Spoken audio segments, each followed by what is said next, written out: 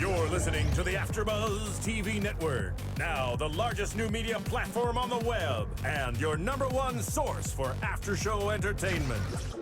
Very good, Keith Johnson.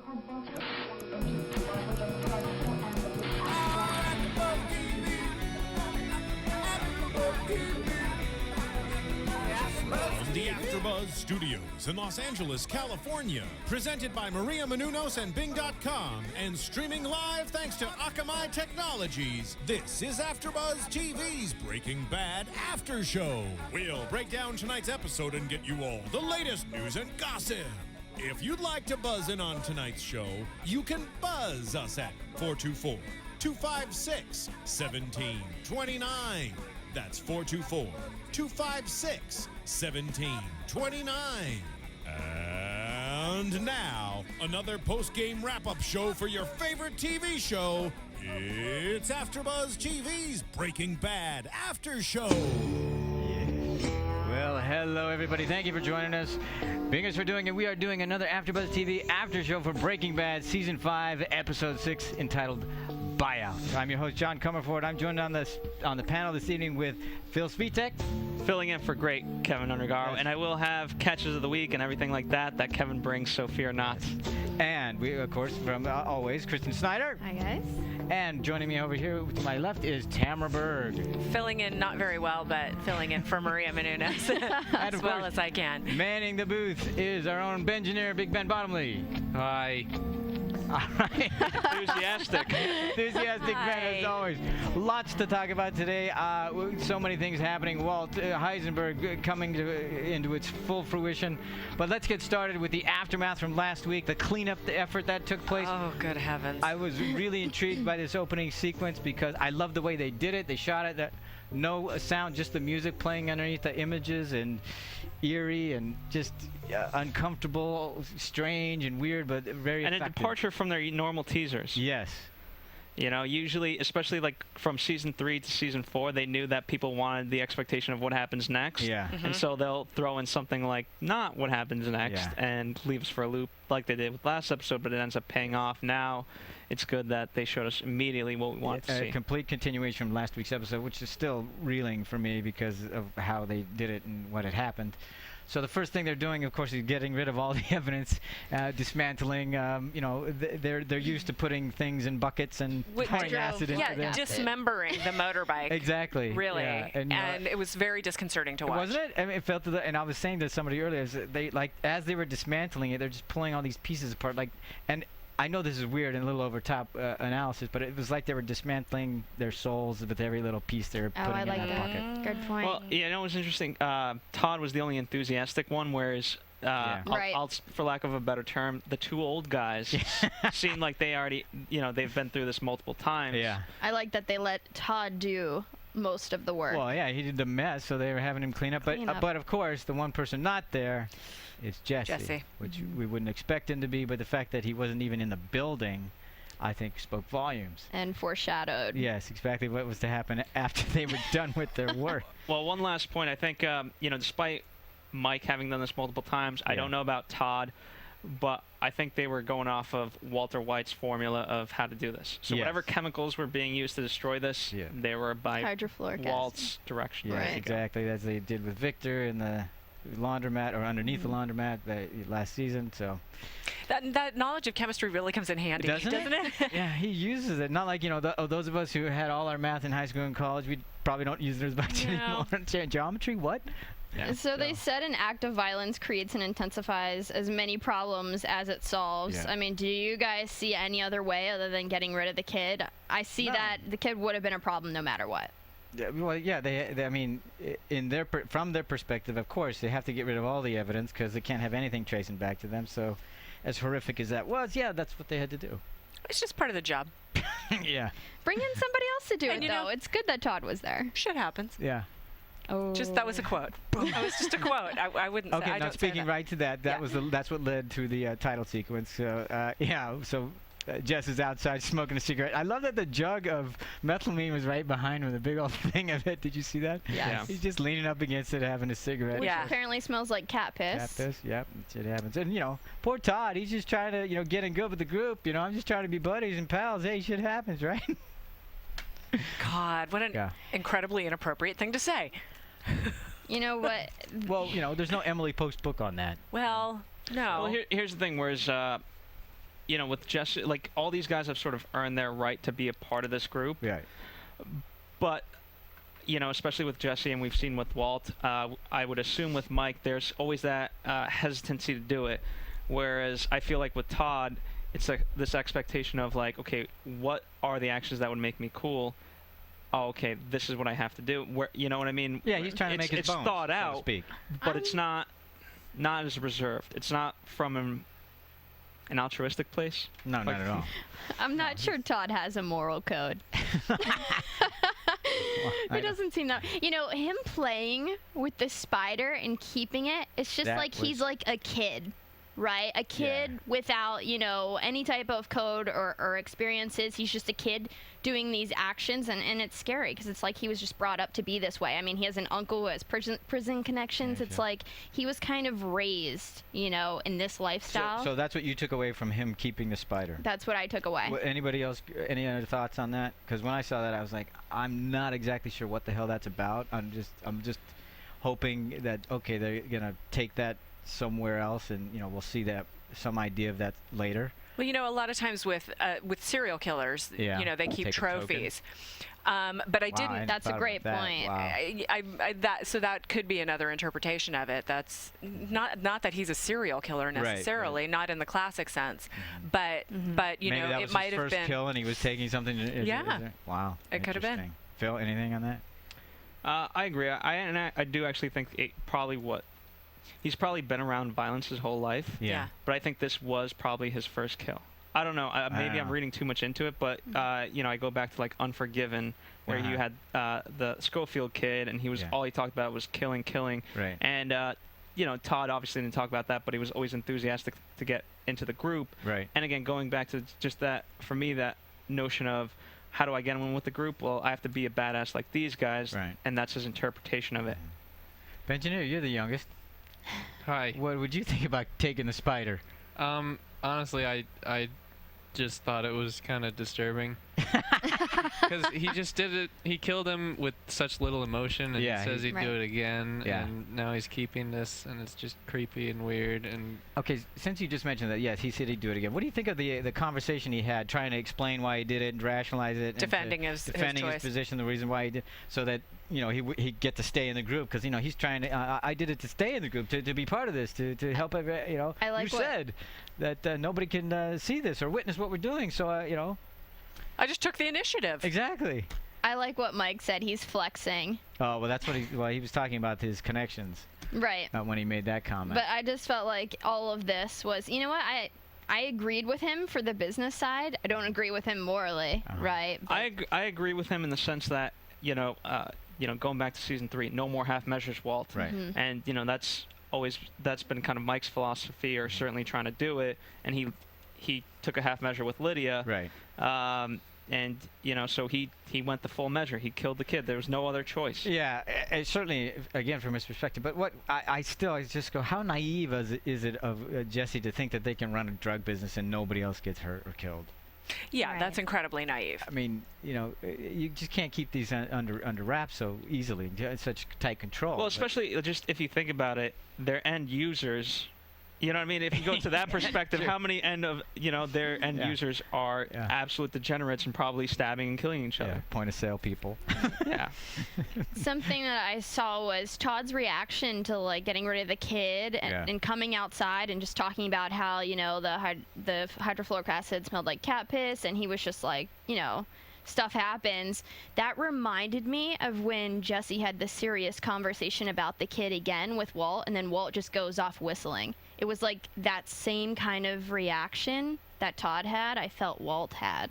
Like the whistling, like everything's fine, and then trying to make conversation. And we'll speak to that in more depth in a little bit. But did you feel that he was happy about it, or he was just nonplussed about it? Didn't Todd? Todd. About the killing. I think Todd was happy about it.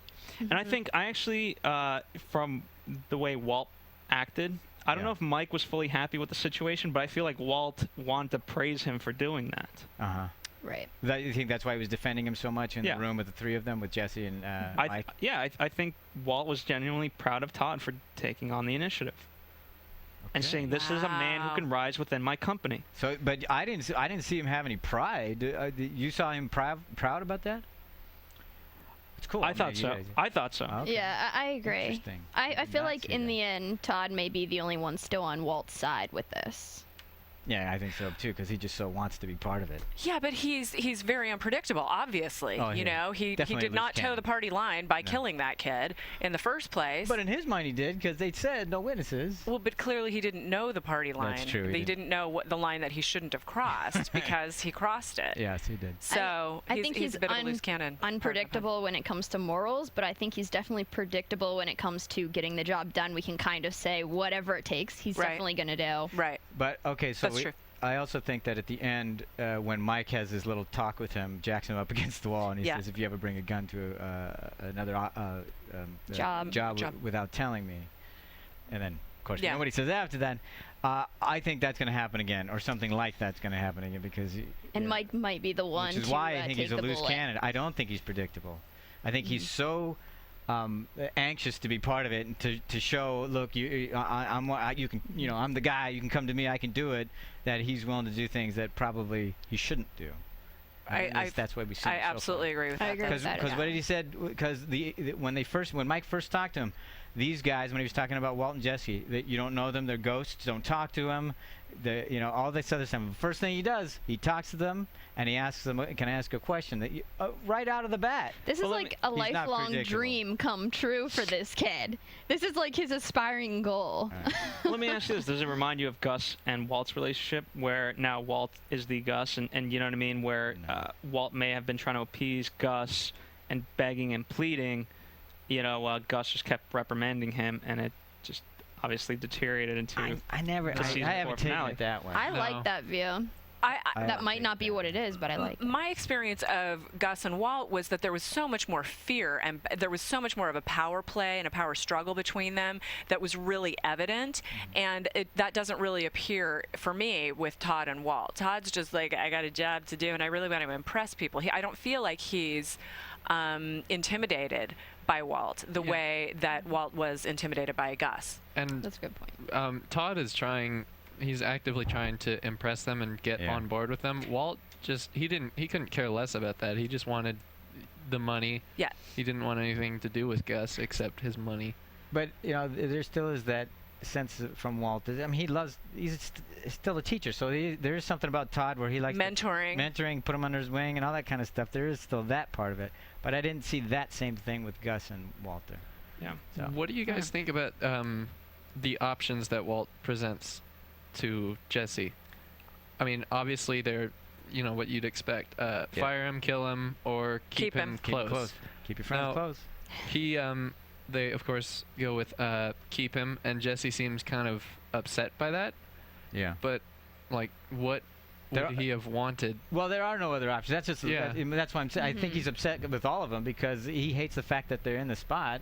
Well, mostly because the kid got killed, but ideally he'd want him to just go away. Yeah, I couldn't imagine Jesse wanting more bloodshed over this. Which is why they don't choose the disappear option or dispose of them. I think Dispose. is how Walt said it. Yeah. Well, and the one thing about option 3 is that you can always change back to 1 or 2 from 3. True. I mean, seriously, that's what I was thinking. If you choose 3, we can always choose a different one if we want. So they're going to table 1 and 2 and revisit those. I know it sounds funny, but I'm being serious. No, that is one of the options. Right. It's the most open-ended of the options. Right. And Walt's smart enough to know keep him closer. So keep an eye on him, keep control on him. All right, before we go any further, we want to thank everybody for going to iTunes and downloading and rating and commenting on us. We certainly appreciate all your comments. That really helps us out here, especially the rating, because that moves us up in the iTunes things. It keeps our lights on here, etc. So, and speaking to that, we will give some of the comments later when we get to our when we talk about catch of the week and all those Here's things. what I'm going to say. What's that? We're moving up into the fall, right? Right. And for those of you listening right now, you're part of the cool club. No.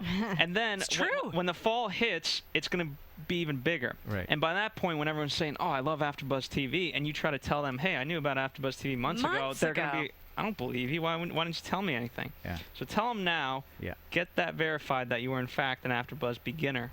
Well, and also if you put a comment now, then you can have proof to your friends. Yeah. Exactly. There you go. Nice, nicely done. I like All that. right. Yep. So what are we at? 75 countries around the world? Or 75 countries, baby. 7 million downloads. Are we doing? A little bit less A little than less that. than that, John. But you're so Whatever optimistic. I don't know where we're at. Let's get to 7 I can't keep track. We're doing 5 million a week. All right. That's So a lot. let's move on to the Skyler and Marie scenes because that's also a continuation of last week with the Skyler and Walt's continuing domestic problems. The kids being sent to the in-laws. By the way, wasn't it great that Marie said, "Oh, your little girl here. What did she say? I want to keep her. I could keep her forever. Keep her forever." And last week, of course, what did we have? Hank saying, "I don't think I'm going to give her back." So we see that thing going. That I continuing. don't think that they'll have to give her back. Yeah, that family's out. So that was a great scene. I loved Anna Gunn, the way she was. It looked like she really did want to tell her sister everything that was going on, and I completely bought it when she was saying, "Look, if I tell you, you will never look at me the same way again." And I think that's true. Well, she said talk to her again. Do you guys really think Marie wouldn't talk to her sister ever again if Skyler told her this? I mean, because it's not like Skyler's Heisenberg. I feel like Skyler's still forgivable at this point. Well, and again, it would be perspective from her point of view. No, she's got blood on her hands. She said it once, I don't know, 2 episodes ago. She thinks she's responsible for a lot of death. Mm-hmm. I mean, and she's married to a guy. The guy that she's married to had no problem putting a bomb in a retirement home. Folks home. Mm-hmm. To kill one guy, he was willing to just put a bomb in there. Well, to take out one guy, he could have. Who knows how many people that could have killed? Mm-hmm. And he was okay with that. And she knows that's the guy I'm married to. And she's not leaving him. I think that's part of what we, yes, he's a bad guy, but I'm not getting out. Right. And so that kind of makes her even more culpable for the things that Walter is doing. Yeah, because not only is she not getting out, she's not stopping any of it either.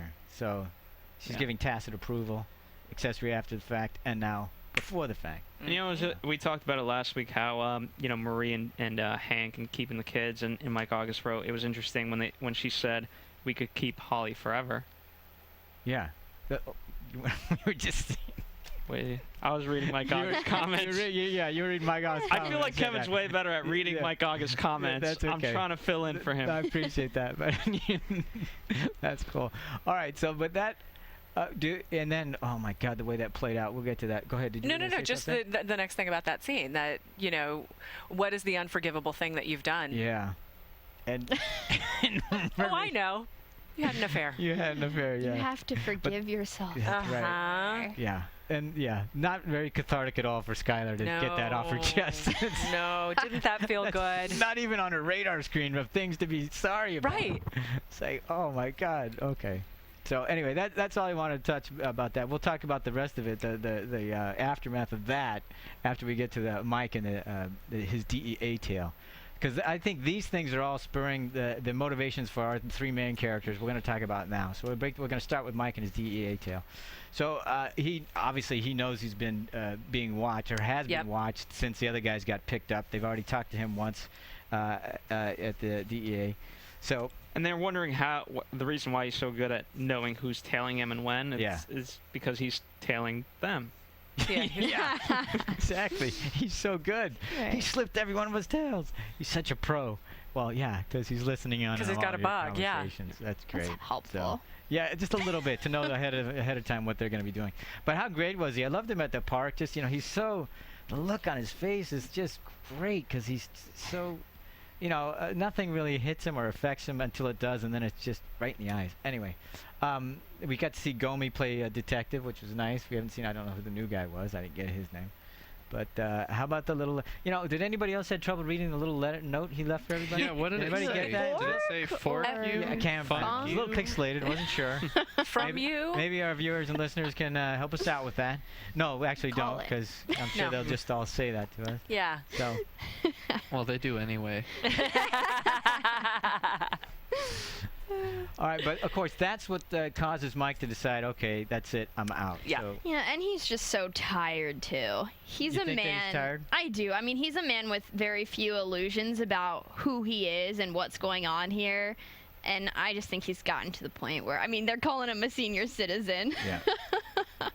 I think he's starting to believe it. And we got to see the grandchild again, so the granddaughter, so we know that's the motivation to get out of it. That, and not that there ever was a passion for it, but it'd be Right. like if you just said, all right, Phil, we have to go and kill this person. It'd be like, all right, let's go. I gotta do it. You know, it's just nothing behind it. No emotion. No, it's all, yeah. It's Yeah, it's just just the business. job. It's all, well, it's all been drained out of him. I don't think there's anything left. I think the only thing he cares about is the granddaughter. Right. Yeah. Yeah. Everything else is just non-existent to him.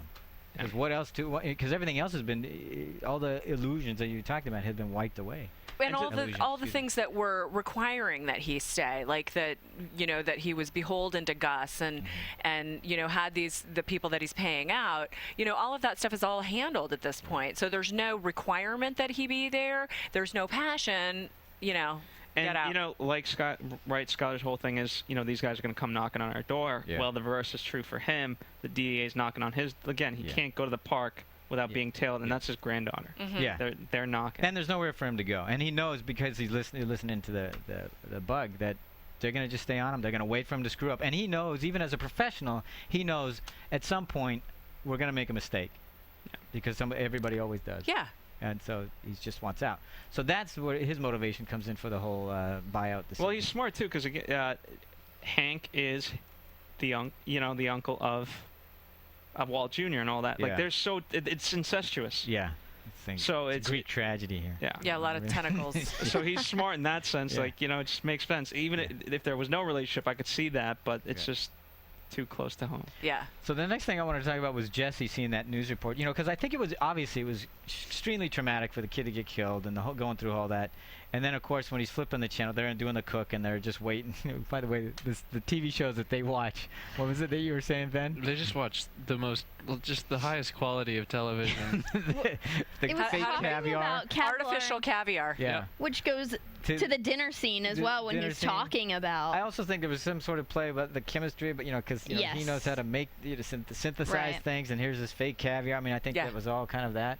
But I love that so the news report comes on, and it's really affecting Jesse. And I thought this was great of Walt to obviously use that to keep him enmeshed in this whole thing, to keep him. Yeah, but I don't know. Correct me if I'm wrong. But moments before that, you could just see Walt's face. It's like, God Oh, damn it. jeez. Yeah, exactly. Well, yeah, because he's trying Now I to have to put on a bolster him and keep him performance. up and keep them cooking because of what he has to do. But I thought he was great the way he tried to sell it. Look, we're finally in the director's chair. I mean, we finally get to run our own business our own way to make sure that this never happens again. Speaking about the kid, an innocent child being killed ever again.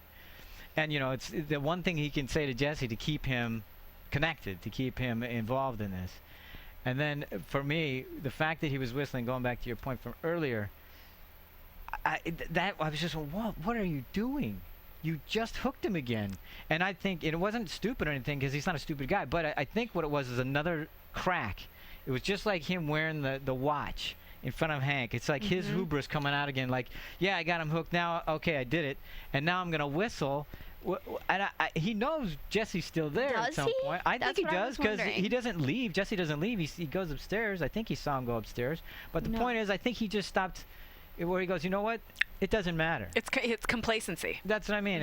He thinks he's above all of that. That he'll stay because I want him to stay, and people aren't going to go against me now because he's got that God complex going on. I really think that Jesse was happy before Walter White. I mean, he was going down the wrong path, but he Yeah. was happy. And I feel like once greedy Walter White came in, he's been like struggling to stay above the surface. And now he's carrying all this weight with him, and he's become the victim that we sympathize with. Excuse me. But I just feel like he was happier before Walter White. Well, He Go ahead. even says that in season 3 after Yeah. Hank beats the crap out of him. Yeah. He goes into a huge speech about how everything I've loved is dead because of you, Yeah. and how he doesn't. But want here's the thing. anything to I do don't know with that he was ever really. I don't think he's ever really been Happy. happy because No. his I don't thi- parents had just But He here's was what I drug think. addict happy. Here's what I think. Yeah, Speaking to there you that go. point, is I think the way that Walt has stepped into his life as that father figure, you think that thing he was really hungry for and really needed, it's just come at a huge price. There you go. So- Here's it what I hasn't would been say. I think, and Walt reinforces it today. Jesse's always been going through an existential crisis, Right. and today Walt's like, let's do this for a year. Then you could think about that stuff. Then you can have your crisis. Your soul Your searching breakdown. after we're done here. It's interesting that he said a year too, because we know from the first episode that it's a year later on that first episode. So he has a plan for that's gonna last a year. Yeah. Now, who knows what that is just yet? But you know, so I don't ever think that Jesse was a happy kid. No. Maybe not. Like, I just don't think that he knew how unhappy he was. You know, at that the drugs were for. The drugs, exactly. I They're mean, masking all that pain. We're trying to. I mean, but he was the cook, you know. He was Captain Cook. There you go, Captain Cook. Captain you know, Cook, he was happier than he was now. I feel like now you just always see tears in his eyes. When I look at Jesse, I see the weight he's carrying, and I see tears in his eyes. And before Walter White, I didn't see that. I saw a man who felt like he was empowered. He wasn't intelligent, but he felt empowered then, and I don't feel like he has that now. He has that. You know, we saw him multiple times have that enthusiasm, like, you know, going back to, I believe, the second or maybe the first episode, you know, like, yo, magnets. Like, how happy he was when they, you know what I mean? When he gets these small victories. Absolutely, because he just desperately wants to be part of a family. He does.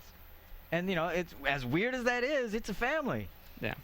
So, but, you know. Just a little, I mean, this isn't really important, but on his parents' van, you know how they've got those stickers that show your family. Jesse's not in their family. Oh, they completely disowned him. It's the parents and Jake, his little brother. Yeah, they have those little stick figures of the mom, the dad, and the kids, and the animals, and they took his off. Yeah, they're Jesse on there. There you go. Talk about disowning. Jeez. Okay, so anyway, so now we see that Jesse. I think in that moment he realized my feeling was, Walt is either. Well, I think he was thinking, I'm not cut out for this. He's able to whistle after this, and I am not ready for this. I don't want this. He's been, you know, I think in a weird way, he's been trying to get out in some way and stay in. He's been conflicted the whole time, but now I think that was the thing that tipped it for him. And then, of course, when he gets the call from Mike, I think now there's a way out, a quick, easy, fat way out, because it's a $5 million payout with nobody getting killed. So, which leads us to the buyout option. Yeah. So, now, you guys are Walt. Do you take it? Is he crazy? I mean, we know why he's crazy. We will speak to it in a second. But here's the thing I'm thinking is, like, why did you just take the damn thing? Take the $5 million. Go get your own, and then, you know, these guys don't want to work with you anyway. I was absolutely on board with Jesse. I needed $750. You're giving me $5 million. I'm out. I'll take it. I'm pushing the button. Yeah. You know, it's not about that anymore. Yeah, now he's bringing up all his baggage and past experiences to the table. Well, it's of course. It's intervals of 5,000, 5 million. Just a few more zeros. Now, maybe if it was 5 billion, but even then, it's still. Well, it's the principle at this point. Yeah, he wants the empire. He said so very clearly. So we got introduced to Declan and all this, by the way, which it'll be interesting. I can't wait to see if he plays a bigger role. He obviously will be in next week, but it'll be interesting how much farther. Ben, put the spoiler alert thing. Why is that a spoiler alert? No, I got a spoiler. He's got one. Oh, you got a spoiler. Turn down your volume. Beg your pardon. Spoiler alert. Okay, dude, for 10 seconds, spoiler alert. All right, so for Mike August, we meet Declan. He wants the blue stuff off the streets. Perhaps Walt goes to war with him in Phoenix. Oh. All right. You know what I think? Like, our spoilers aren't spoilers; they're just predictions. Well, you know, we get so many people being concerned about it, so we have to respect all of our fans. Yeah. People are picky about spoilers. I saw a picture of Jesse sitting at the dinner table Spoiler alert. a week ago. Yeah. Okay, and people were upset that they saw the picture that Jesse was going to be with Walt and Skyler simultaneously. Wow. Okay. So what do we think about Declan? He's a pretty smooth character. Huh? He knew, he sensed it.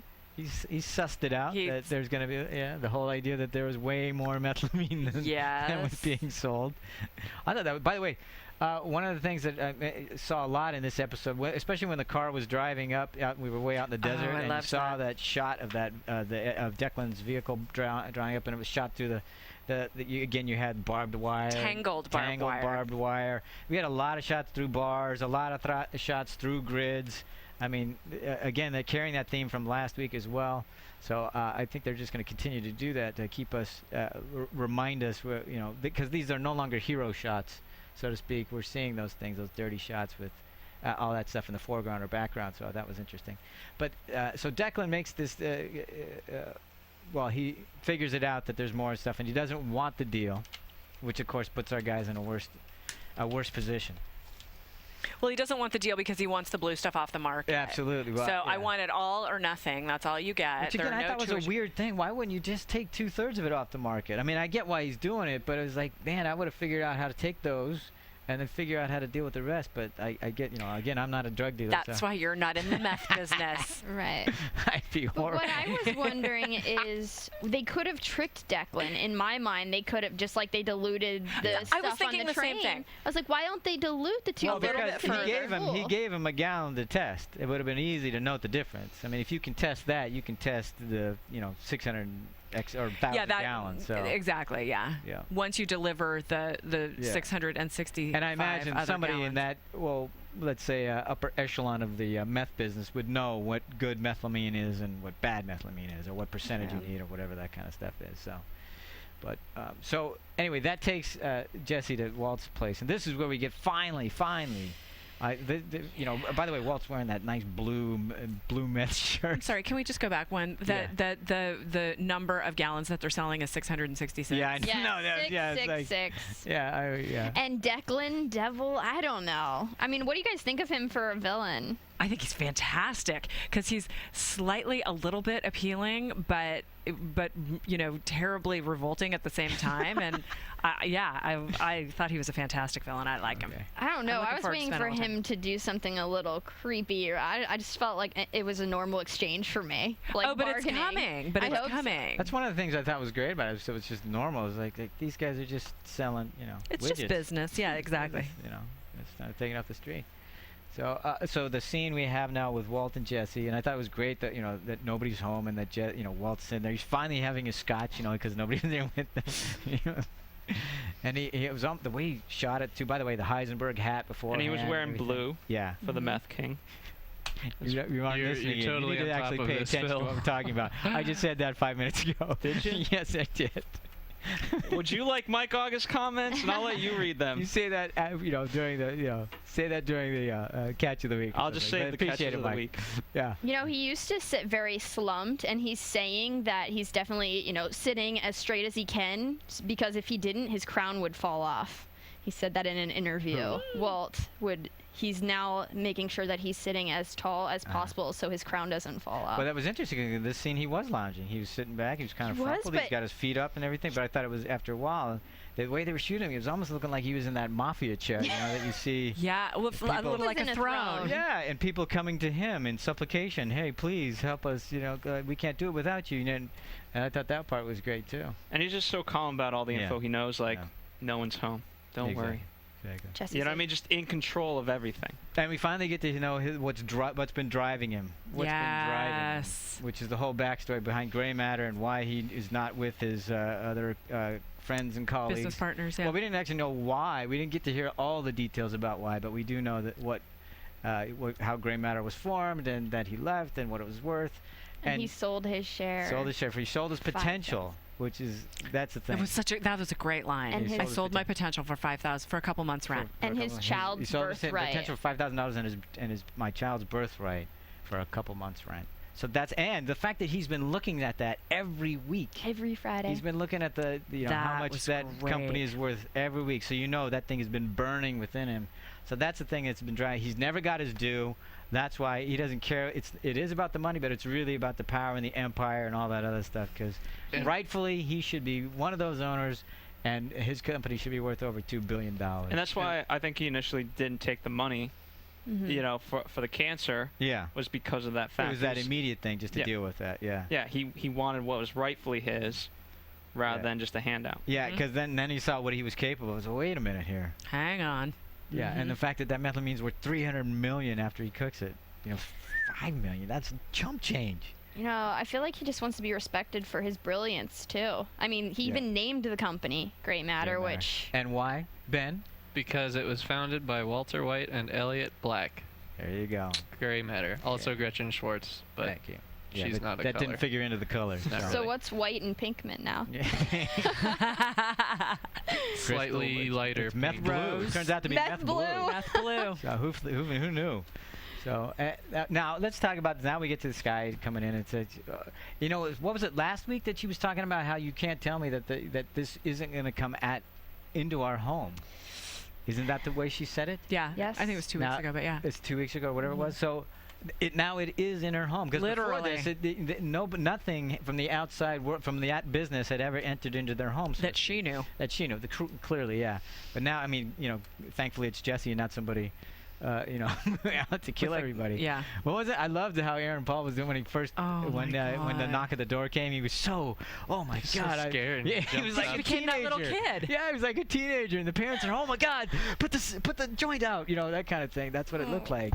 Because that's what Walt has taught him to be like. Yeah, well, in front of his entire home life. No, well, not only that, but that's what Jesse is. I mean, he stopped really maturing in some degree at at that age because he didn't really have a father figure to speak of to help him through that time.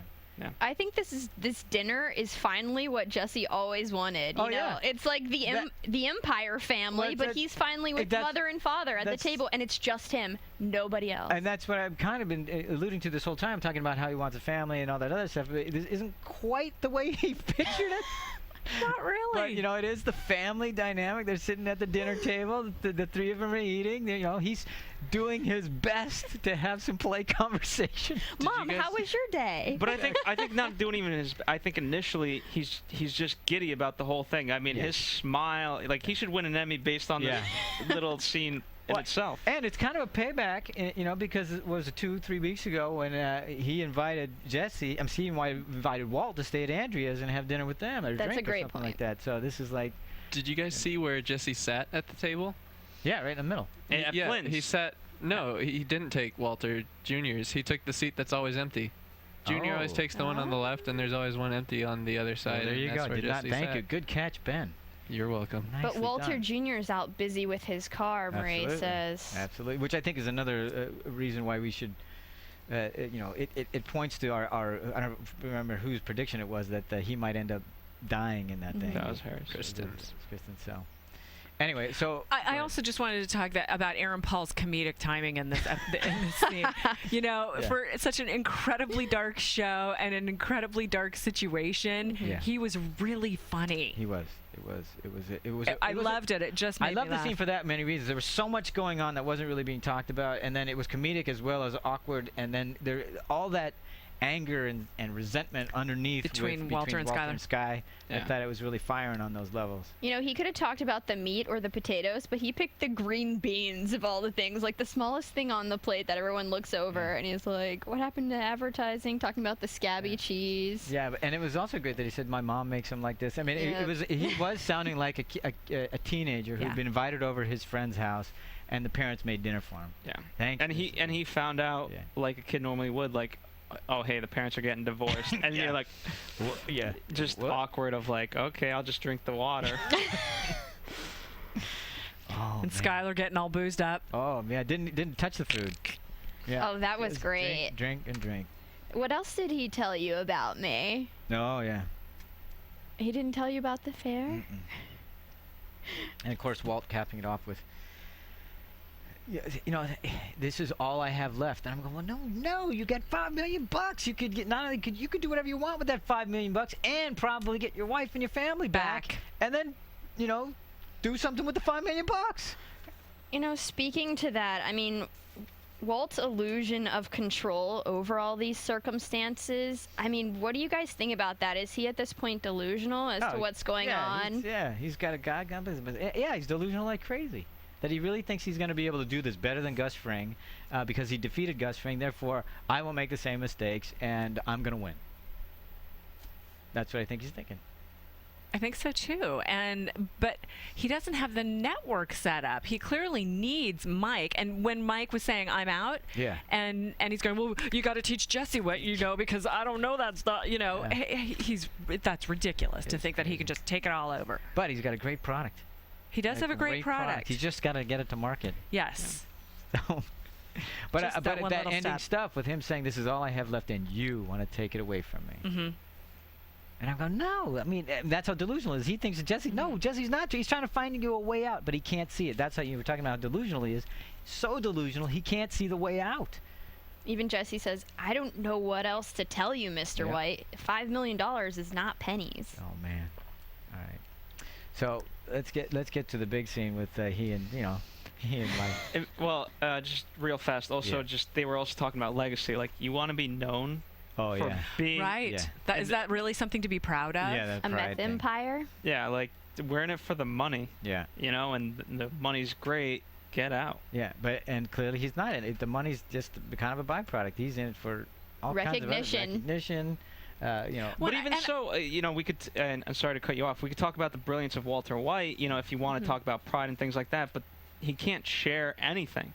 The fact that, again, how he really defeated Gus with the ricin and things like that, you can't share that with Jesse because you hurt Jesse. I think that's his undoing, though. He wants people to know how brilliant. He wants them to know he's Heisenberg. In fact, in the coming ups, we saw that.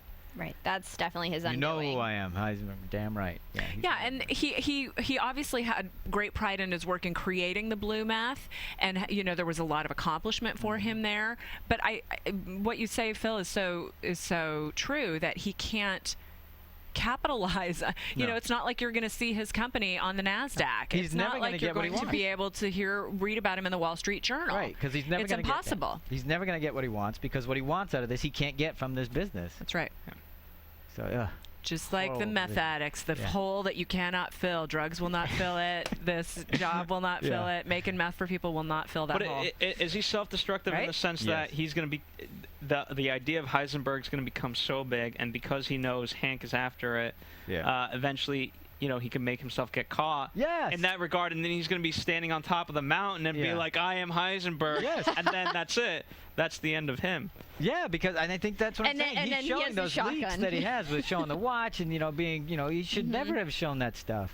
He should have stayed under wraps. He should have stayed in that fern green Pontiac car, whatever it was. Not buying the. I mean, he's just calling attention to stuff was only going to get him into big trouble. That's it. There's just no way out of that. So and he's stealing. Speaking of a meth addict, he's stealing, you know, right up from his partners. The meth. Trying to. Yeah, trying to. Yeah. And of course, Mike. Of course, still, he's not a real. You know, still not. He's not smarter than everybody because Mike knows. So as great a chess player as he is, Mike outsmarts him on that one. So and again, just like you know, Hank says, everybody, even if he is a professional, everybody makes mistakes. So there's that mistake. So he thinks he may be smarter, maybe a better chess player, but he's not. Obviously, because Mike caught him. So, all right, so let's get to it. I mean, the big scene. I think Walt kind of let him catch him, though. What? You know? I mean, I was waiting for Walt to do something to Mike. I was just like, really? You're going to let him tie you up to this radiator? What do you mean he let him catch him? You mean you thought he would? You think? Oh, not let him walk in on him, but the part where, you know, he's then tied up by Mike. Uh-huh. I felt like, really, Walt? You're not going to fight this at all? I think he understood it was a losing battle. That's what I agree. winning. I think that shows how Mike smart is he is. armed. Mike is stronger. He could just get out of it. He's a better fighter than I am. He could get out of it when he Mike's knows all on. my secrets. The smart move is to, you know, sit and hang low and wait because there's no opportunity. I don't have the advantage right now. So he's just waiting for the That's moment. I think absolutely. Yeah. Me too. And so, okay, and then the other thing is, okay, on the downside, if this deal goes through, I have $5 million at least. But I don't think he's waiting for that. I'm just saying there's no advantage of me to try to outstrong this guy, outbeat this guy, outfight him because he can't. So I just thought it showed him being smart. So and it turned out it was because he found a way out. So what do you think about his method for getting away those? Wow. I thought he was going to zip ties. Fire. You thought he would catch fire? His shirt was going to catch fire and something bad would happen. That would have been interesting. How would you explain that to everyone like Hank? Yeah. How about showing? I mean, that shows the depth of his commitment, at least. I mean, I think it was a crazy idea and stuff, and I don't know how much I believe you can actually bite through a copper cord. But hey, if it gets you the right motivation, you can do anything. So, but that and like the most tender skin on your body, practically right there, and I'm just shot by the way. I mean, how did they get that? I mean, was that CG? Did anybody know? I mean, does anybody hear anything yet? I have not. That was good stuff. I'm guessing it probably wasn't because in the beginning of season 3, he starts burning his money. I don't know if you guys remember this. He burns his money in the barbecue and catches fire. Yes. He actually was on fire in that scene. Oh my God. He could be on fire for a little bit. I feel like the inner child in me, the pyro in me. The pyro in you would do could probably be on fire for a little bit. Protective, all that important stuff. But yeah, he actually set himself on fire for the show. Wow. So. I have to bring this up. I know people might give me crap about it, but Vince Gilligan is Catholic, by the way, and that him burning, choosing the most tender side, reminded me of stigmata, which is the wounds of Jesus Christ. That people bear the body of the wounds of Jesus Christ, and he does have a God complex, and I just feel like this is one more sacrifice he's making for his family, and that's why he chooses to do it. Another wound that will, or a scar. Scar. That will, solidify his commitment to. Yeah, exactly. Because he could have done it. Yeah. Anywhere else. Well, as they say, it doesn't. You can burn yourself. The key is not minding. So Exactly. So. So does that there are going to be people out there that are probably going to try that, right, to see if you could actually do it. So please don't do that. Oh my gosh. Leave it to MacGyver. Bryan Cranston is a professional. That's right. This closed course, real professional. Do not try this at all. So. It was a gruesome scene, though. It was really, it was what we love about Breaking Bad. Yeah. It was a gruesome scene. It was really painful to watch, and I loved it. And one step further to the dark side. He's not making those baby steps towards good anymore. That's gone out the window. I think fans of Walter White have stopped maybe watching even at this point. Well, I don't know if they stopped watching. I'm sure there's been many that are going, I can't sympathize with him. Stop anymore, rooting for him. Right. Yeah, but they still think they're interested because they want to know how this ends. I think so too. And after all, what is evil but an otherwise extension of good intentions or moral? Ooh, very. Whoa. What's up? Damn. No, you could deduce that way. I'm gonna take a lot of shit for this, but all right. Nazis. Yeah. Ultimately, patriotism taken to the extreme. That's right. Right? Okay. And I could give many more examples, but Let's not. Yeah, that was plenty Hitler powerful was right brought there. again, up I'm going to in take a this. lot of shit. Yeah, you are. All right, But so I'm just you're trying to illustrate a point. You're not exalting that. You're just saying that that's an example. Correct. Send Okay, your great. complaints to Phil At AFTERBUZZTV.com. Thanks for giving out my personal email And his addresses. phone number is, where's my phone? All right. We could pretty much. How guess about that, Saul? Bringing Saul back. Let's talk about that. Saul and his snappy dressing. Oh, and his snappy dialogue. I mean, I was really enjoying that. The writers had a fun field day writing that scene. That was a lot of fun. I kind And of the think, one right after too. But you go know, ahead. is that you got to think maybe he does some of that, on the spot himself, comes up with that as he is a comedian. Well, every time we talk to them, they all say it's They all all on say the Everything's no. scripted. Wow. There's no improv. I mean, everything you see and hear is Yep. on the page. I've read that So, many times. Yeah, I'm gonna believe them when they say it. Mhm. So, yeah, but and again, the great snappy dialogue, and afterwards, the TRO, and then for those of you who don't know the reference to Uncle Milty, and Oh God. Google it. Bing it. Sorry. Bing it. Bing it. Bing it. Bing it. Bing it. Thank you. Please So- bing it.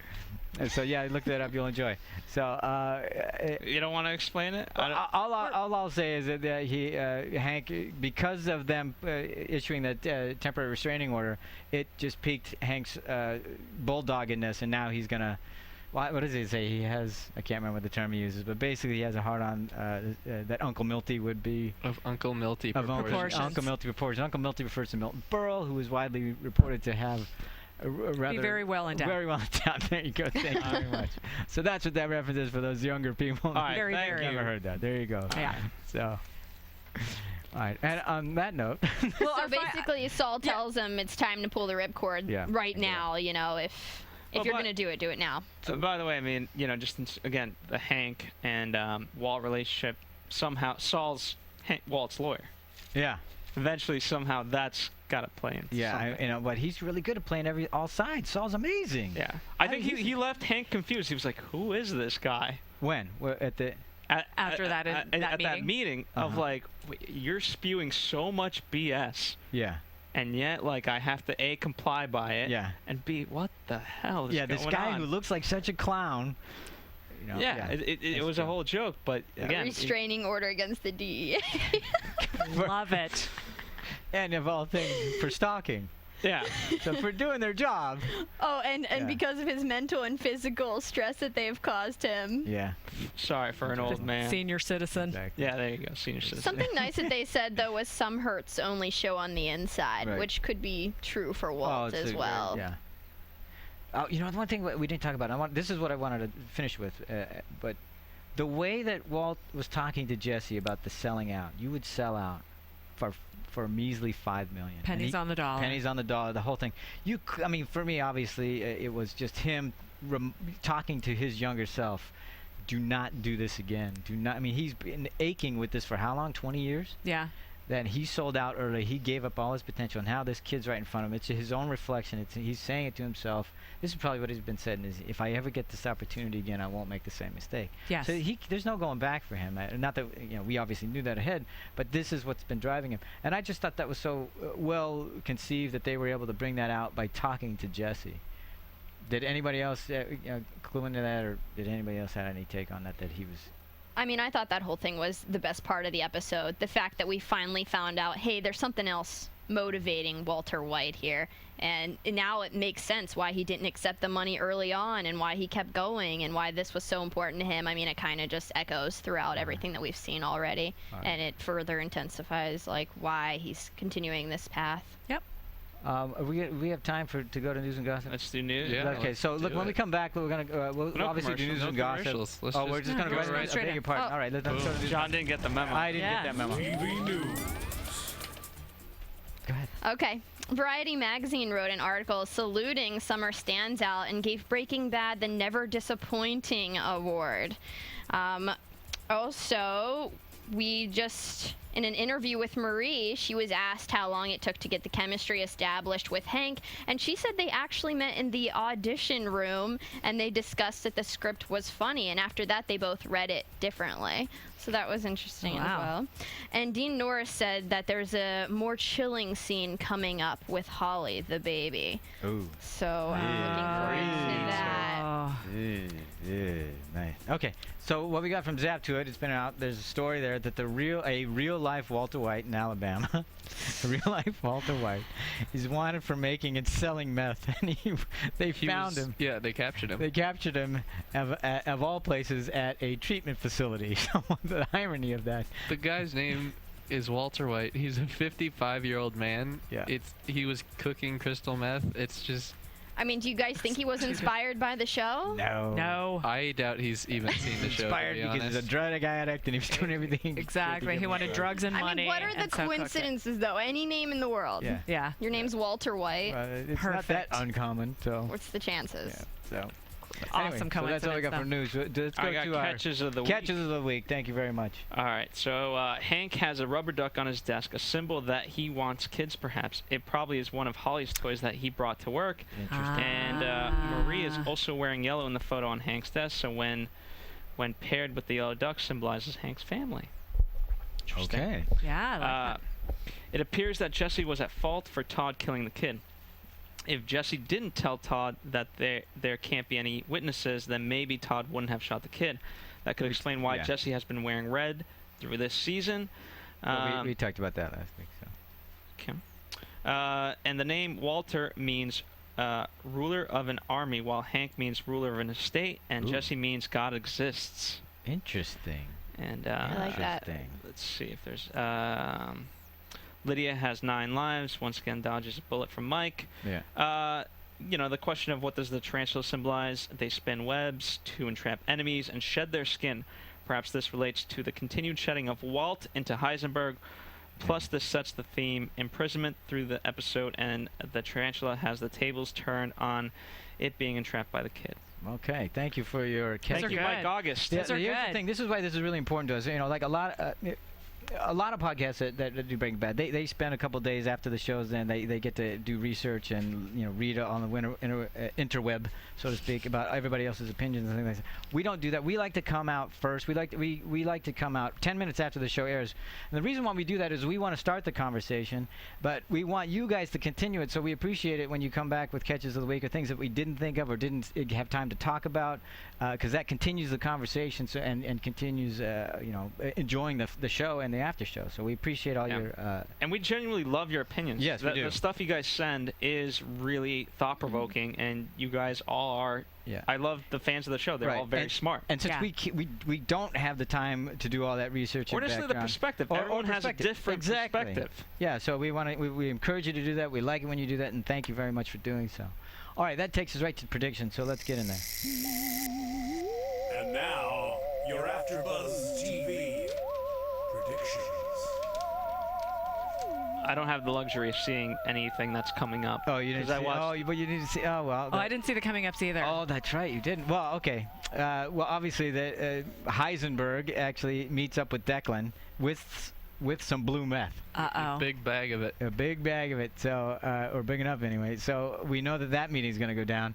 So we don't know what the plan is because we left this episode with saying, you know, everybody wins. So we don't know what the plan is. So I'm sure next week we'll get to find out what Walter's idea is, where everybody wins. Well, it just ties back to, I know we talked about it when it happened, but Mike feeding the chickens and saying, relax, there's enough grain for everybody. Right. So, you know what? And the hungry hippos, not, everybody grabbing and being greedy. So, all right. And so go back, so. I've got an idea. Maybe obviously I'm going to be wrong, of course, because I owe him, but maybe Walt wants to partner up with Declan and use him as an extension of his empire he's trying to create. Maybe, so that you think they might want to join forces, and then... He brings a bag of cooked meth, potentially like what he did with Tuco. Right. Like, as a sample. Here's a bag. If Peace you guys offering? like it, I don't know, maybe a sample of his product, see how well it sells in the area, and then Walt could be their new and therefore supplier. they double their territory. Yeah. And they handle distribution. I don't have to. Yeah. Maybe. No, that would be an easy way to do it. But that still doesn't solve that Jesse and Mike just want out, and this is going to have to continue if they have to cook. That's true, but Jesse likes the idea because he's the one that's telling. It's a win-win. It's a win-win. You got to pay attention. Jesse might get what he wants. He says he's going to get his $5 million. He might be out. So, I mean, that's a great plan, is to go with Declan. Here, you got the distribution figured out. I got the product. That solves a lot of his problems. So he'll let Jesse and Mike out, But here's the thing: it solves his problem. Yeah. But it doesn't solve the problem of the Empire. I feel like eventually he's just going to be another pawn. Yeah. Because to your point, Tammy, Walt wants to learn distribution. That's the one thing he doesn't know. But I think it's a great idea to say, look, you can have my product, but you stay on your side of the territory, and he can still have his empire. I think he's gonna build. Sure, eventually. of course he will. The ultimate prediction is he's gonna. Yeah. Like Alexander the Great, I want more. Of course, you can never have enough. There's no such thing as a win-win in Walter White's world. Not anymore. There just isn't. Yeah, that's right. There just isn't. When you have a god complex, it's hard to do. And especially since he's always won. There's always been a win-lose, and he's always been losing. So now you got to lose. That's right. I win, you lose. He's going to let him win for a while until he takes it all away. Yep. That's right. I know it's not going to go down that simply because Walt is going to be a terrible person again. Because in the trailer alone for next week, he says to Jesse, if you leave, you get nothing. You get nothing. Yeah. So Jesse's not going to get out of it, even though he may want out of it. He doesn't get his $5 million. We didn't see Ricky Hitler at all. No, we didn't. So what is the future of Todd? What do we think? I think he's he'll right be back. Man. He'll be back somehow, because I think if I was Walter White, I'd be like, you know what, this might be a good replacement for Jesse. Not as smart yet, but has potential. But certainly seems ready and willing to do what's necessary. No lie, yeah. You know, I feel like Walt is so attached to Jesse, though, he wouldn't even want a replacement. Because he is actually, that's the one person I feel like that he's still emotionally attached to in this whole story. Yeah, I would have thought that a couple weeks ago. I don't believe it anymore. I'm with you. I don't think he. I think he still cares about him. I don't think he's tied to him. I think the fact that he whistled like that is like he's lost that kind of ability to. And care. The fact that he doesn't feel bad for the Bryson. Yeah. I think he's lost that. Yeah. He might have thought that it. wasn't Jesse. He never really cared for him. I mean, the things he'd been doing. So. But like we said last week, who's he going back for when he has all those guns in his trunk? It might be Jesse. I feel like at the end of this, Jesse is the person he cares about, and I think he would let everything go for Jesse if it came down to Jesse's life. Yeah. That's my own opinion. Okay. I can't join that. I understand. I can't either. But I think that's a worthy. I would like to think you were right, but I don't. But I think eventually it'll be about the family rather than Jesse. I don't know. Yeah. He is That's his it. Let's family, wrap this though. up. Ben, lead us out. All right. Any last words from anybody? Well, thank you guys for listening as always. Yeah. Kevin and Maria should be back next week. Yes. And where can they find you guys? You can find me on Twitter at Tamara Berg, TamaraBerg, and my website is tamaracentral.com. You can find me at Cinematic Escape on Twitter, and you can Bing Cinematic Escape as well, and that's my blog. There you go. And that helps continue the conversation via these guys if you tweet with them. I'm sure they'll respond. You can find me on other shows here at AfterBuzz TV, and of course, a lot of fun stuff coming up for AfterBuzz in the future. All right, so keep on listening, tuning in. Thank you very much. On behalf of Ben Bottomley, Phil Svitek, Kristen Snyder, and Tamara Berg, I'm John Comerford saying thank you very much. We'll see you next time. From Bing.com, executive producers Maria Menounos, Kevin Undergaro, Phil Svitek, and the entire AfterBuzz TV staff, we would like to thank you for listening to the AfterBuzz TV network. To watch or listen to other after shows and post comments or questions, be sure to visit AfterBuzzTV.com. I'm Sir Richard Wentworth, and this has been a presentation of AfterBuzz TV. Bye. See you later. The views expressed herein are those of the hosts only and do not necessarily reflect the views of AfterBuzz TV or its owners or principals.